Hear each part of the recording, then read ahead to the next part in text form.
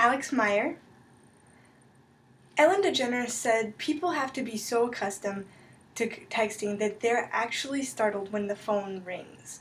It's as if we all have bat phones, that there must be danger if it starts ringing. Texting can become so easily all-consuming, and it has for me in the past, to the point that I have to be careful.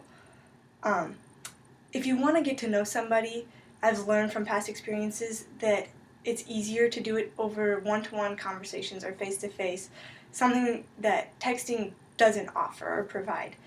One of those experiences that I've learned from is in high school I had a boyfriend. So our relationship was defined by texting. We texted in the morning, in the afternoon, at night. Whenever we had a free minute, we would text. And it even started over texting. It had no real foundation other than texting. We texted constantly.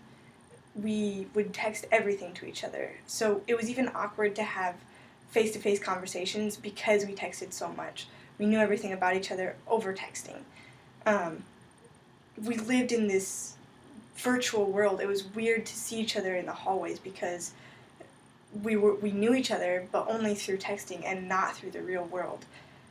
Since that experience, I've matured a little bit, and I've tried changing the way that I interact and engage with people.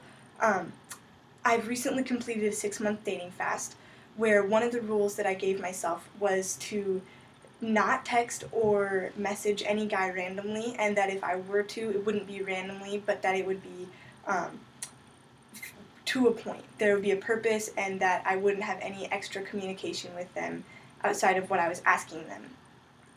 This ended up being actually one of the best things that I've ever done for myself, mostly because it made me focus on the people that I was spending time with, the people that I was face-to-face with, that I was getting to know, not just texting them, getting to know them through that, because it's different. I actually got to know a guy over my dating fast, and I had the privilege of meeting him and getting to know him, and it was obvious that we both liked each other, but I was on a dating fast, and I was sticking to my rules. I stuck to my no texting rule, which actually didn't end up being too hard because we were lucky enough to live in the same city. So we got to see each other often, and if we didn't, it wouldn't be hard to make a phone call to get our friends together and hang out and catch up.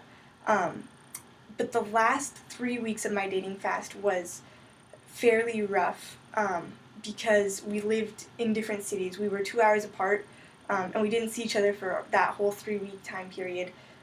But we both wanted to stick to that no dating, to the no texting rule. So we called each other about once a week to catch up on each other's lives, and we are dating now. And to this day, we've stuck to that rule of no texting. We text every once in a while if we have a question for each other, but we just found that not texting provides so much more intimacy when you are together, or there's just so much more fulfillment in hearing somebody's voice and seeing the reaction to something that you say rather than doing it over text.